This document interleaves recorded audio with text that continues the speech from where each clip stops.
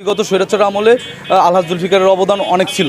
এটা প্রতিটা মানুষ জানে এবং তার উন্নয়ন জানে এবং প্রতিটা মানুষের মুখেই তার উন্নয়নের গল্প শোনা যায় এবং বাস্তবায়নও আছে। বিগত স্বৈরাচারের আমলে আলহাজ জুলফিকার আলী মোংলা কৃষি ব্যাংকের সামনে আপনার জিয়া রহমানের মৃত্যুবার্ষিকী উপলক্ষে ওনার বাসায় অনুষ্ঠান করার সময় তখন ওইখানে দুষ্কৃতী আওয়ামী লীগ সরকারের আমলে কিছু দুষ্কৃতী তার উপর অতর্কিত হামলা করে এবং বাগেরহাট জেলার সমস্ত নেতাকর্মী মোংলায় আসার জন্য ট্রলার পারাপার করে, তো ট্রলার পারাপার ঠিকমতো এই পারে আসতে দেয় না, তাদের উপর অতর্কিত হামলা করে বিগত স্বৈরাচারের আমলে।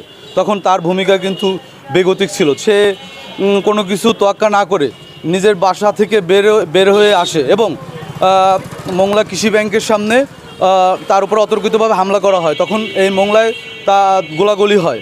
তো আসলে তখন কিন্তু সে পিছু হটেনি, সে বিএনপিকে অগ্রসর করার জন্য সব সময় এগিয়ে চলেছে। তো এটাই হচ্ছে তার একটা বিশাল ভূমিকা। তো আমরা মনে করি বিগত স্বৈরাচার আমলে আলহাজ জুলফিকারের অবদান অনেক ছিল। এটা প্রতিটা মানুষ জানে এবং তার উন্নয়ন জানে এবং প্রতিটা মানুষের মুখেই তার উন্নয়নের গল্প শোনা যায় এবং বাস্তবায়নও আছে।